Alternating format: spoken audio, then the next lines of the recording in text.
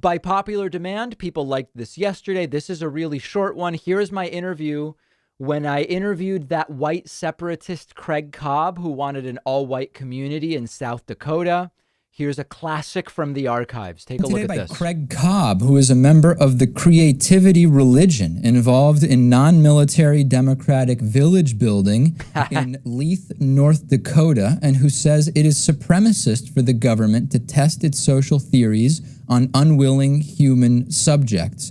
Mr. Cobb, you're a self-described white supremacist. I don't even understand the introduction, to be perfectly frank. What does that introduction even mean? Early 60s, you've started buying up these lots of land kind of southwest of Bismarck. What's the goal here? Are you trying to create kind of like a white enclave there? Yeah, that's correct, David. And actually, in terms of my being a white supremacist, as a member of the Creativity Religion, we are more white separatist. We don't want to lord over other races. We just want to be away from them. Right. To have our own Lebensraum, our own space. So how did you develop this? I mean, I'm so interested in extremism, and we're actually having someone in a week, next week, who's going to be on who was born to extremist parents and actually realized the insanity of the situation she was in and was able to leave. Did you have racist parents, or how did you get into this white separatist movement? No, I didn't have racist parents or racialist. I grew up looking at Life and Look magazine. You know, in those days, that's how we got information, photo spreads and such. And I remember looking at pictures of Rudolf Hess and seeing photo spreads made him racist in Spandau. And then I wondered to myself, even though I was only 11 or 12, why a man would be kept in an entire prison like that.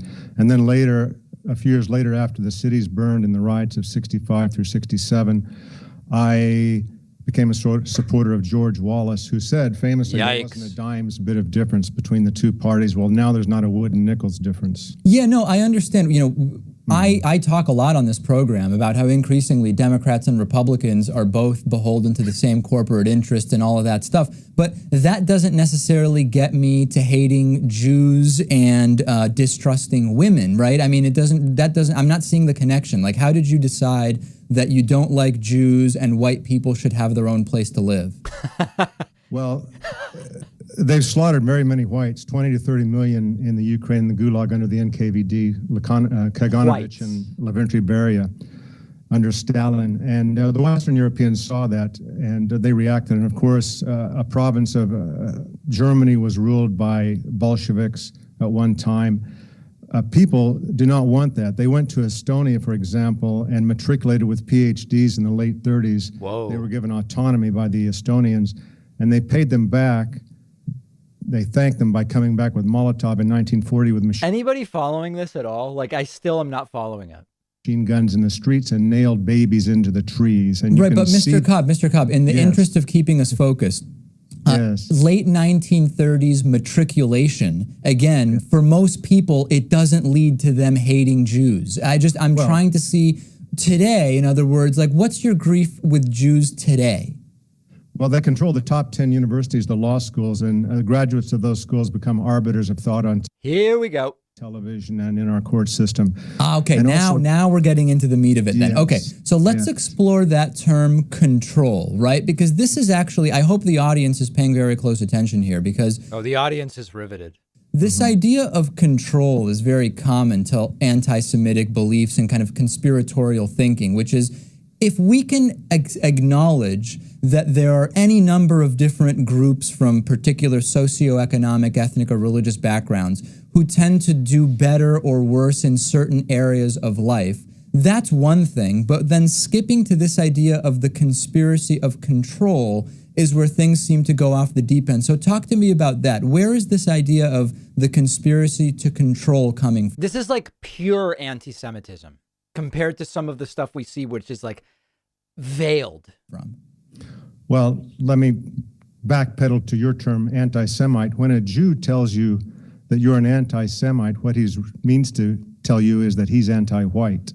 That's what it comes Explain down. That. So, like, for example, you're saying that because I'm Jewish and I use the term anti-Semitic, I'm actually anti-white. Now, what if I use that term about someone like, for example, who isn't white, right? If we talk about whoever it might be, Louis Farrakhan or whoever, am I still anti-white when I use that term? Well, Louis Farrakhan understands Zionism very well. He's a very great man for his people. Oh, so But you like you're him? not a Okay. Semite. He likes Louis Farrakhan. Of course. That's a classic. Of course. Of course. I think, David, you're not much Semite. You're Ashkenazi and Khazar mix.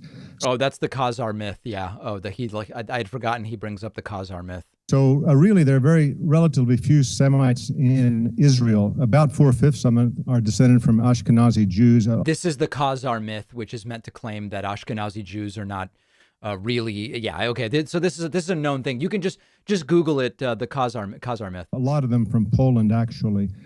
And so when they say anti-Semitic, they're including Semites, Arabs. A lot of people don't know that Arabs are Semites. Right. So it's a lying term and it's a manipulative term. Okay, so you don't like the term, but we're not really getting into the control issue. Because we have limited time, I want to touch on one other thing. Yes. You're wanted in Canada right now. Oh, boy. Why not go to Canada and face justice and face the charges that are against you right now? I will go probably when I'm 90 or 100 years old. I will tell you, when you say I'm wanted in Canada, that's for a so-called hate crime. And just like gay and Shocking. so many other terms, these are terms devised by Jews to oppress whites. Okay, let's stop right there, though. Hold on a second, because that's huge. I want to touch on that. So the term gay is a term devised by Jews to oppress white people. Let's explore that in detail. Well, when you're teaching kindergarten boys to have flaccid sphincter muscles, look, what's gay about it? They have high STD, they have high alcoholism, high rate of sexual partners, high rate of dying from AIDS, high rate of suicide. Man. What's gay about it? And I'll tell you an example on that is in Estonia, they had an organization called LICT, which But means hold on, whoa, Yes, Craig, yes, yes. All right. I need to keep the focus. Let's put aside Estonia for a second and flaccid sphincters or whatever it is you're talking about. Well, that's what homosexuals have, But David. hold on a second. The question is, when and how and which Jews developed the term gay in order to oppress white people? I don't know the etymology of it, but I can tell you they invented the word racist. It was Max Eastman, Trotsky's translator in 1932. But you brought up gay, so I just wanted to follow up to see if you had any data on that. It's ultimate. I'm not sure the precise etymology. I actually That's what I remember a lot of it figured, in the early 70s when they changed that term.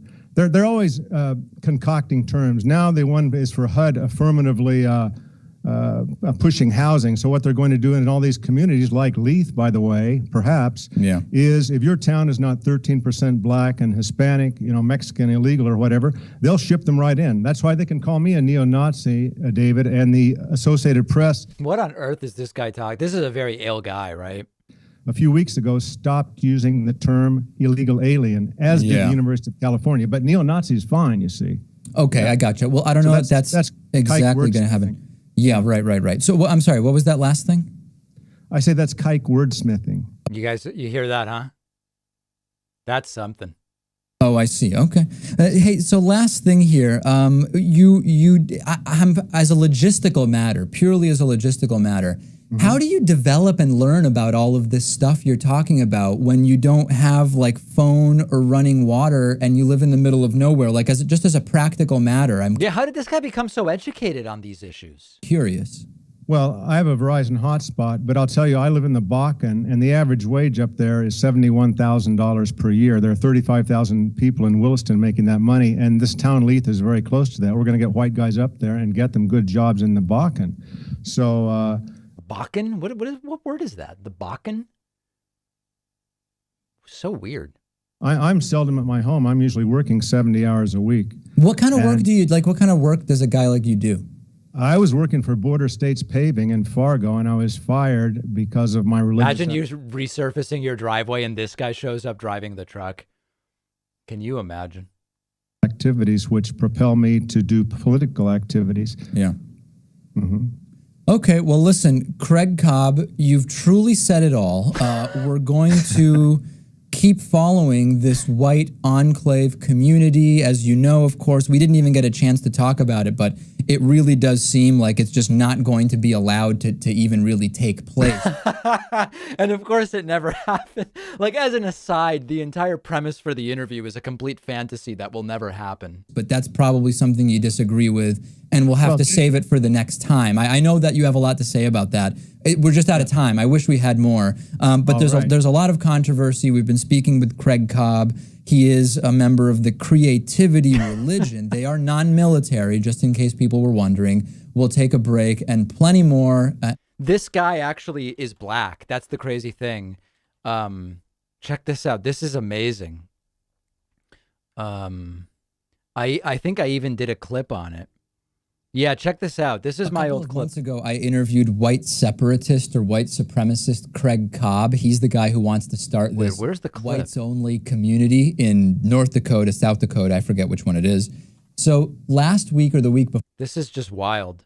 Where's the original video?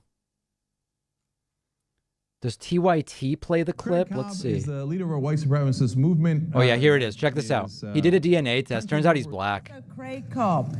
Craig Paul Cobb has undergone DNA testing to determine genetic ancestry.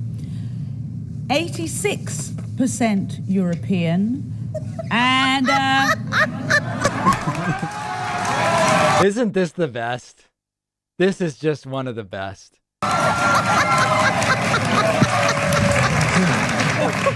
Give it to him. Give it to him. 14% Sub-Saharan African. I guess he's not allowed to live in that community he's trying to create in Leith or wherever, one in the Dakotas. Man, that is something else, huh? Wait a minute. Hold on. Just wait a minute.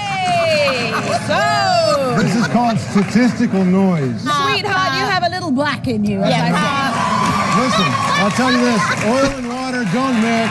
said. So, hey, bro. Man, that is just something, huh?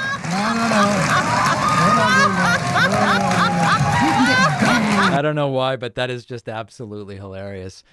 So there it is. Yeah, the racist guy, 14% black, and that's what's going on. Wow.